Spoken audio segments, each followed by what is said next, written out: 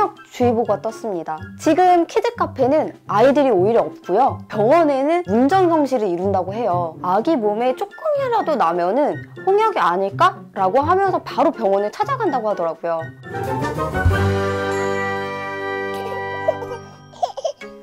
안녕하세요, 라토나예요. 현재 홍역 확진자 38명, 그중에 32명은 격리 해제가 됐지만 아직 나머지 6명은 격리가 되고 있다고 해요. 그렇게 격리를 시켜야 될 정도로 무서운 전염성을 가진 홍역. 오늘은 홍역 전쟁, 어떻게 이겨내는 게 좋고 또 홍역이란 정말 어떤 걸까? 라는 거에 대해서 좀 알아볼게요.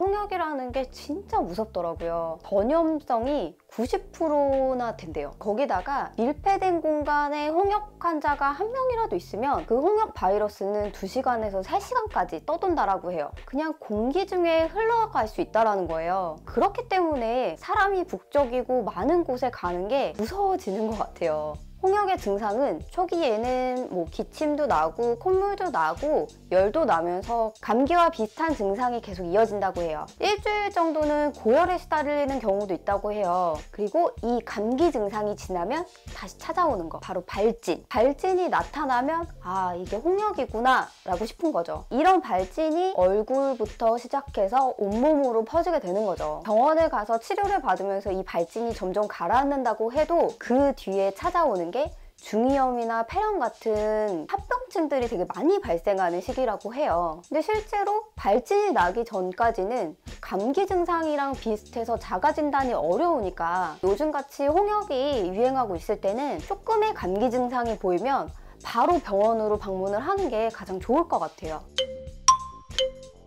홍역 예방접종 어떻게 하는지 궁금하시죠? 홍역은 사실상 예방접종만 해도 97% 이상은 예방이 가능하다고 해요. 그렇지만 우리 아기 원령에 따라서 맞는 예방접종들이 다 있잖아요. MMR이라고 하는데 MMR은 홍역뿐만이 아니라 볼거리랑 풍진까지 모두 예방하는 예방접종이에요. 1차 접종은 12개월부터 시작을 하고요. 2차 접종은 4세에서 7세까지 접종을 한다고 해요. 근데 홍역이 돌고 있는 이때 우리 아기는 4개월 정도밖에 안 됐는데 아직 나이가 안 됐는데 이럴 때 어떻게 예방접종을 해야 하는지 좀 알려드릴게요. 찌롱이 같은 경우는 지금 13개월이기 때문에 MMR 접종 시기가 딱 맞아요. 근데 이제 저는 찌롱이 그 독감도 예방접종을 안 시켰어가지고 일단 지금 홍역이 유행을 하고 있으니까 일단 홍역부터 맞자.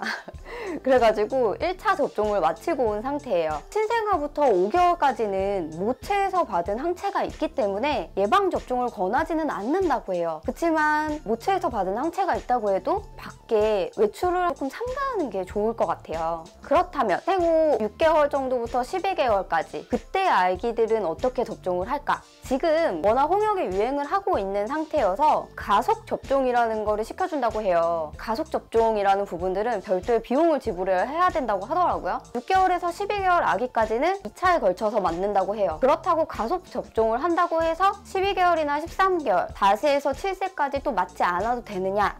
또 그런 건 아니라고 하더라고요. 생각보다 이때 맞은 MMR 같은 경우는 효과가 많이 떨어질 수 있기 때문에 예방접종 시기가 왔을 때 제대로 접종하는 게 좋다라고 해서 만약에 아기가 지금 6개월인데 가속접종을 한번 맞았다 라고 하면은 12개월 때 정기 예방접종 때는 다시 한번 맞춰주는 게 가장 좋은 것 같아요. 지금 찌롱이 같은 경우는 1차를 맞았어요. 근데 제가 지금 되게 고민이 되고 있는 거는 2차 접종이 4세에서 7세까지예요. 근데 2차 접종을 가속 접종으로 바꾸는 경우가 있대요. 지금 워낙 유행을 하고 있다 보니까 며칠 전에 맞았다라고 하면은 그 4주 뒤에 가속 접종을 해준다고 해요. 홍역 예방접종은 부작용이라든지 열을 동반한다거나 이런 주사는 아니라고 해요. 찌롱이는 원래 이제 12개월 전까지는 허벅지 주사를 맞다가 12개월 때부터는 조금 아기가 커서 그런지 팔뚝에 다 주사를 맞더라고요. 맞고 나서 조금 피곤해하거나 이런 부분도 없었고 생각보다 되게 근육 주사가 아니기 때문에 힘들어하지 않았던 예방주사인 것 같아요.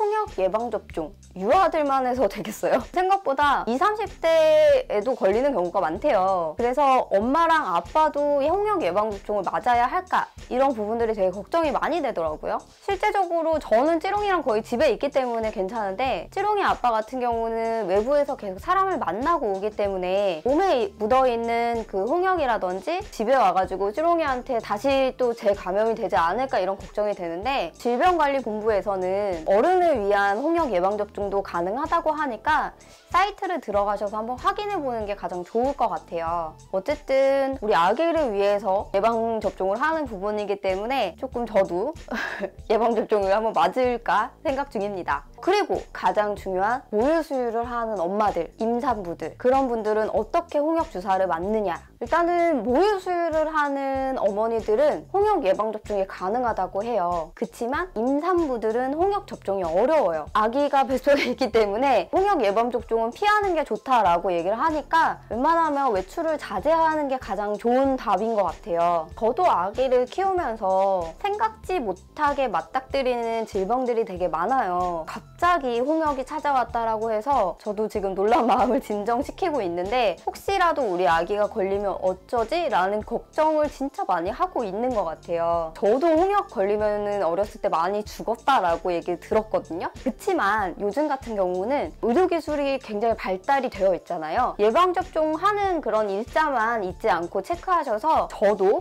우리 아기도 찌롱이 아빠도 모두 홍역에서 건강해졌으면 좋겠습니다. 라토나의 임신, 출산, 육아의 지침서 아래에 좋아요, 구독 꼭 눌러주세요. 알림 버튼도 눌러주면 좋아요. 안녕!